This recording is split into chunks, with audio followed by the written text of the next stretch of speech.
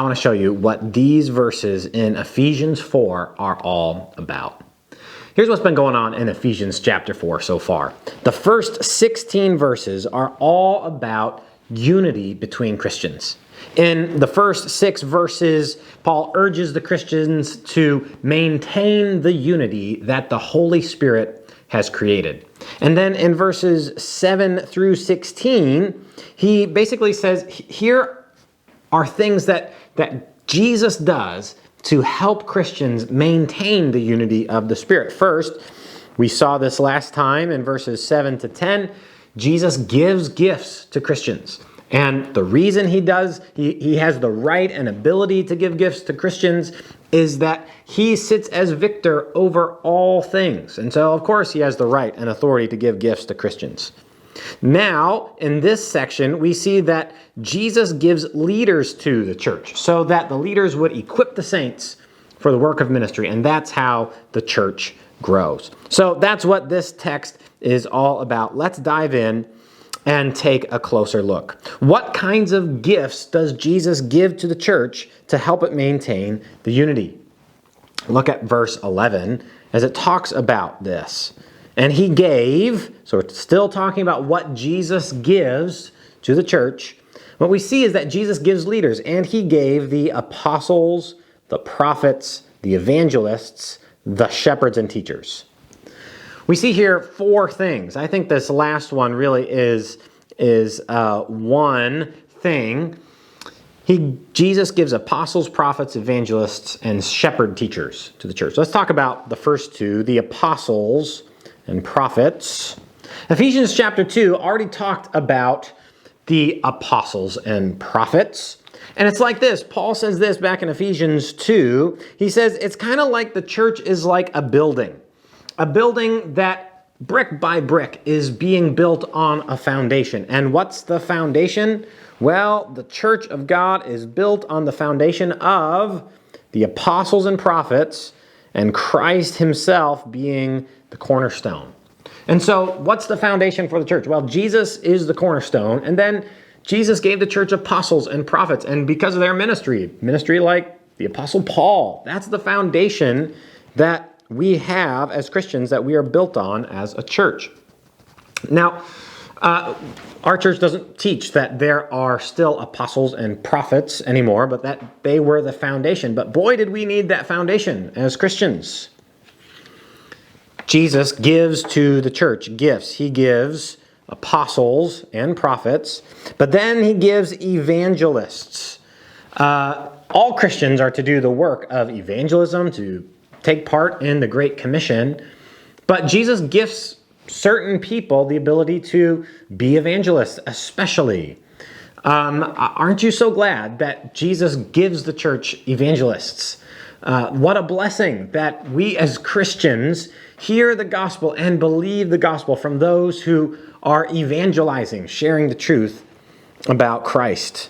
There's the evangelists, and then there's this phrase here, the shepherds and teachers. Now, let's talk about this phrase, shepherds. That's really just another word for pastor in the New Testament. The Greek word for pastor or a shepherd, it's really talking about the same thing. Peter addresses the elders in the church. And do you know what Peter tells them to do in 1 Peter 5? He says, elders, you shepherd the flock of God. You pastor the flock of God. You know, in a church, there's really only 2 offices in a church. There's elders and there are deacons. And the elders in a church have responsibilities. 1 Peter gives you one of them. They are to shepherd the flock of God. And another thing we learn about elders, another responsibility, is that they are to be the teachers in a church. One of the things that distinguishes the criteria for someone to be an elder instead of a deacon is they must be able to teach. And so I think what Paul's doing here is he's talking about how God gives shepherds and teachers. I think he's really describing elders. What a gift elders are to a local church. I can think of times growing up that I was at a church and the elders shepherded me and they shepherded my family and they taught us from God's word. And so Paul's saying this, Jesus gives the church its leaders. Now, why does Jesus give the church leaders? That's a very important question. In other words, what's their purpose? What's their purpose as leaders? Sometimes we get this wrong. Sometimes there's an idea that goes like this. There's a lot of ministry that needs to be done, and people need godly advice. People need a godly example. And someone needs to go visit the people in the hospital. Someone needs to counsel those who need counsel. That's God gave us leaders so that the church leaders would do all that ministry. Now, on one hand, yes, that's what shepherds and teachers do. But on the other hand, that's really incomplete. The idea isn't that there are the people in ministry, the Christians in ministry and Christians out of ministry. No, if you're a Christian, you're in the ministry. Look at this. The reason God gave the church people, men like elders, shepherds and teachers, is to do this, to equip the saints. As a pastor, in a lot of ways, when I come to work, I think of my job like this. What am I supposed to be doing? My job as a pastor is to equip saints. Now, equip saints to do what? Equip saints to do the work of ministry. Let's talk about this phrase. Notice this word, work. Ministry is hard work, isn't it? If you're a Christian and you volunteer at your church, you know that ministry is hard work. Ministry is work, but I love the point that Paul makes in 1 Corinthians 15. He says, your labor in the Lord is not in vain. Your toil in the Lord is not in vain. Ministry is hard work. Second thing, notice this phrase, ministry. Another way to interpret that or to translate that word is the word service. Ministry isn't just doing good stuff. It's serving the Lord. So pastors, elders in a church leaders what are they to do? They're not to do all the ministry. They're to equip the saints to do the work of ministry. And what is this work? Well, I think the next phrase tells us. The next phrase is really important because it tells us what the work of ministry is. Here it is. It's the building up of the body of Christ. Christians, you realize that your job as a Christian is to build up the body of Christ. That's the work of ministry that you are to do and that pastors are to equip you to do. And this is so important that we understand that this is what God has called Christians to do. Now, okay, this idea of the building up of the body, that's going to be really important as we think about the next couple verses here, verses 13 down to 16. It really carries this idea of growth. Paul likes to use this image to describe Christian growth or growth in the church.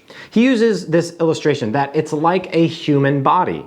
And just as a human body grows and matures, that's what it's like for the church or for Christians to grow. Listen to all the different ways Paul describes the human body growing. He talks about the building up of the body of Christ. In verse 13, he talks about mature manhood. He talks about the stature of the fullness of Christ. He says how we are to no longer be children.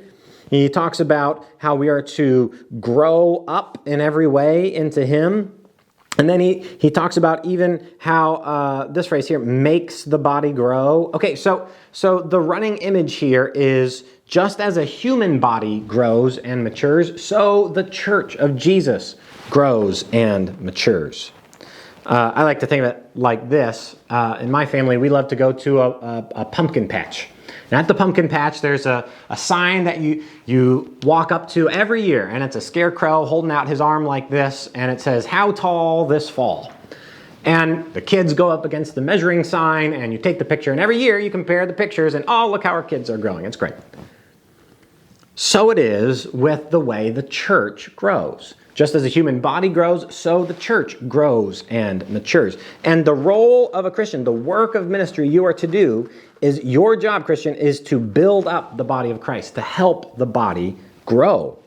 And what are we shooting at? Like, when is this done? When is the growth complete? Well, that's what verse 13 is all about. Until we all attain to the unity of the faith and the knowledge of the Son of God, to mature manhood, to the measure and stature of the fullness of Christ. This phrase here, to the measure of the stature of the fullness of Christ, maybe you could think of it like this. It's almost like there's something that we can mark our growth as a church. It's kind of like Christ is himself, the full stature of Christ. He's the example. He's the how tall this fall sign that the church measures itself against. How much have we grown as a church? We are to grow to mature manhood, just like Christ is mature. So how are we growing? In Christ likeness. We're to be growing year after year. Just like a human body grows, we're to be growing in Christ likeness. Now, it's really important that the church of Jesus matures. Because if it doesn't, it remains immature. And that's what verse 14 is all about. It says, so that we may no longer be children. This is the picture of a church that never grows. It just stays like a child. And what happens is that kind of a church that never grows, it's very gullible. It's tossed to and fro. And it's carried about by every wind of doctrine. And it's deceived. It's deceived by human cunning and craftiness and deceitful schemes. This phrase here, every wind of doctrine, every so often there's a new idea that comes along that's opposed to Christ and the Bible. And there are many gullible Christians who just follow along with that. But the church needs to grow and mature so that it's not gullible. So it's not like a child tossed to and fro. But here's the thing. That's the picture of immaturity. Next we find in verses 15 to 16 a picture of what it looks like when a church does mature. Rather, verse 15 says, speaking the truth in love, we are to grow up. We're not to remain as children. We are to grow up. Grow up in every way into him who is the head, into Christ. It's kind of like Christ is the how tall this fall sign, and we are to grow up in every way into him. Now, the church is to grow, but I want you to look at verse 16, because what is the cause of this growth? Well, certainly, Christ is the cause. Look at the first two words from verse 16, from whom. So all growth comes from Christ, but what does Christ use? Look at this, from whom the whole body, and then there's kind of this parenthetical statement here. But notice the main thought, from whom the whole body makes the body grow. What an interesting idea. The body makes the body grow, and it builds itself up in love. Here's the idea. An arm that has been amputated from the rest of the body doesn't grow so well. You know why? Because the body causes the body to grow. The blood veins need to carry the blood and the nutrients to the arm. And the body, all the parts of the body work in tandem to help build itself up. And this is all from Christ. But how does the church grow? The church builds itself up. Christian, any thought that says, you know what? I don't really need the church. I've got my Bible, good cup of coffee. On my own, I can grow all that I really need. That's so wrong. That goes so against what this is saying. Jesus gives gifts to the church, and he gives leaders to the church so that the saints are equipped to use their gifts, and the saints are to use their gifts to grow up the church. And when the church grows into the full stature of Christ, guess what? It is united together. That's what this is talking about. Joined and held together by every joint with which it is equipped. That's what happens when each part works properly. It's united together. And so the big picture in Ephesians chapter 4 is this unity that is to exist among Christians. Okay, guys, that's a lot. There's a lot going on in this text, but thank you so much for joining us, and we will see you again next time.